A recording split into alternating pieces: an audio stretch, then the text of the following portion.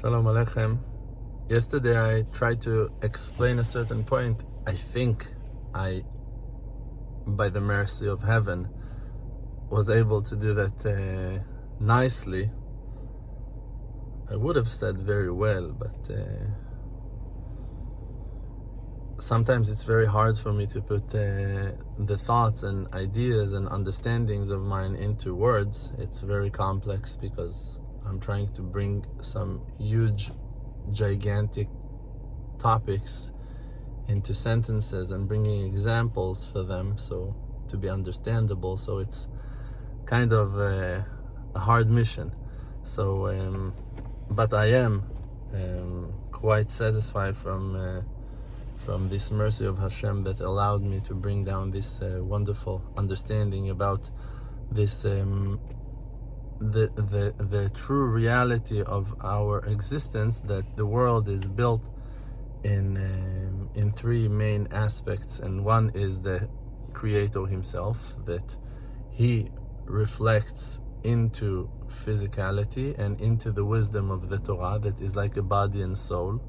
So Hashem, that he is the light of infinity, shines into the Torah, and the Torah is the reflection in letters of his wisdom, of who he is to us, and the reflection in our life, in reality, that we can see in our lives reflections of his greatness, of his godliness, like the verses are saying, Mi besari chazeh Eloka, from my flesh I will see God, and Meloch ol haaretz kevodo, all the world is full of his coverings, means that his greatness is being seen, can be seen, recognized and grasped in reality.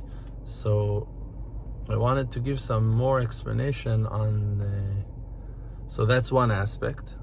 And the other aspect is that our lives as well are shining to both sides, that when we're happy, so Hashem is happy, and we can find ourselves also in the Torah. When we learn Torah, we can find ourselves in the verses, in the wisdom of the sages and the wise commentaries. And as well, the Torah is shining on us, like that it's written, Zot HaTorah Adam, the Torah is the man, means that the Torah can be seen in us, and also that what that is written in the Torah, Hashem is accepting it, and the judgments and blessings from heaven's court are coming out corresponding to the rules of the Torah and the wisdom that is treasured in it. Now, I wanted to give another short explanation, or to bring some examples for that wonderful thing. So, for an example, if in the Torah it's written that you should not say bad words, bad speeches, okay?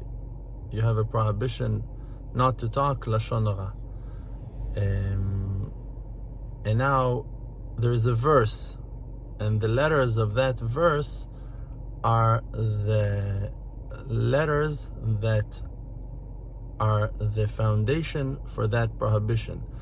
And all the situations that a person will speak bad things about other people, and all the explanations on how that situation might take place in different ways, are the next letters that are the next layer of the structure of that building of the prohibition of talking lashon hara, bad things.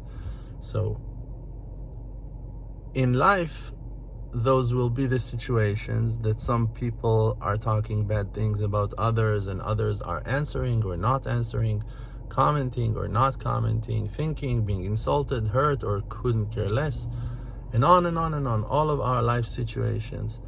But the letters that will describe those situations in reality, let's say this person said those words on the other one, like in Hebrew, the holy Hebrew letters that will describe the truth, that will explain the real truth of that situation, those letters will be the letters that the Creator used / is using in the present time for the creation of the world.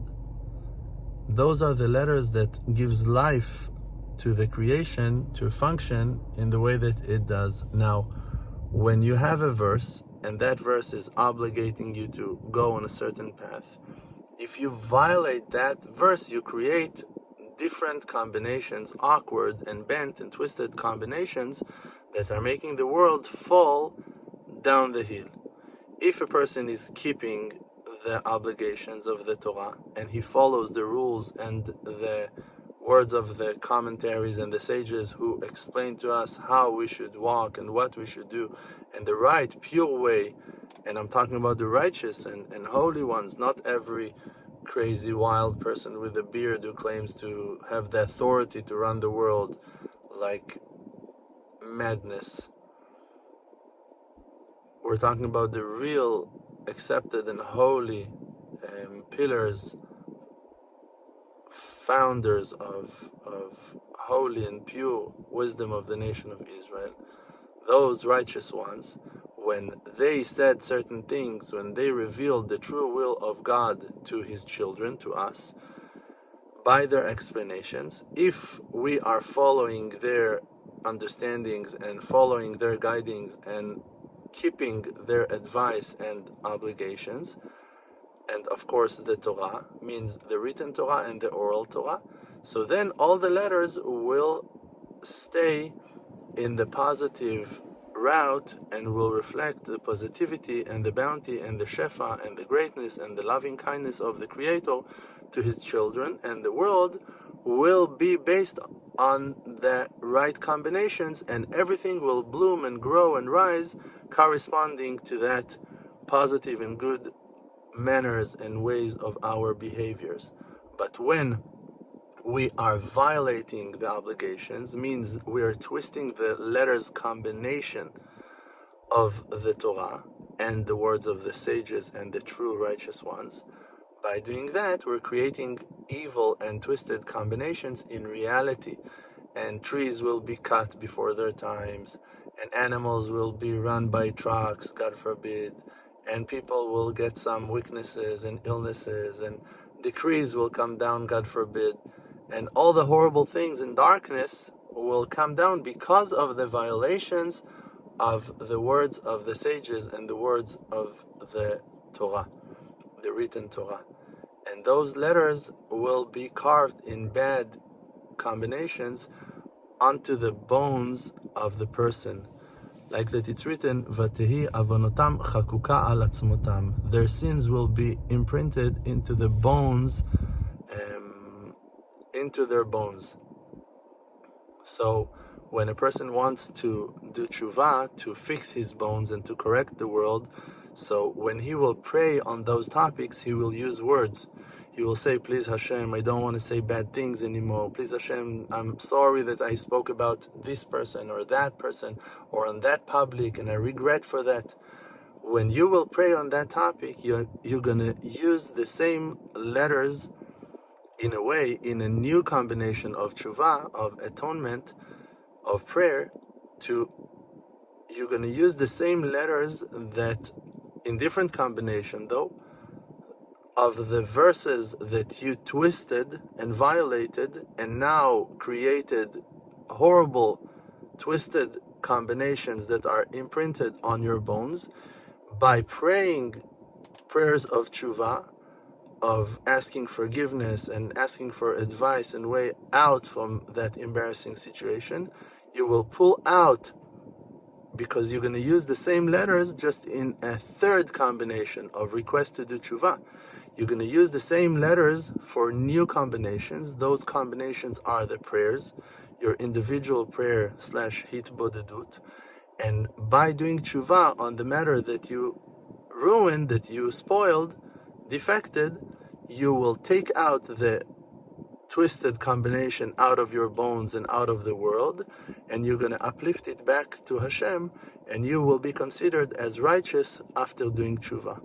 And then evil will disappear from the world, and goodness will come back shining, and the world will bloom again, and that is the power of tshuva.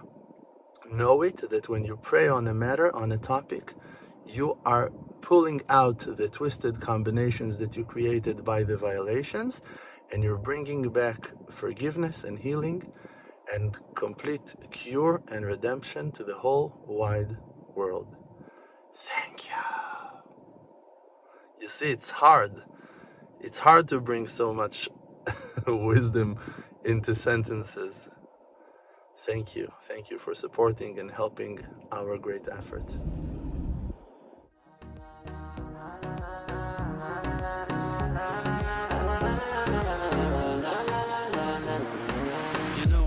My name is RDMC with the Muna Project, all the nations with me. Close your eyes, just breathe, see the truth. Don't chase the fake world, don't buy the fake news. Be yourself, your own true self. Don't let no one take our natural wealth. No fear, no despair. Cherish who that you are and share. Source of power from an endless spring. Light of courage.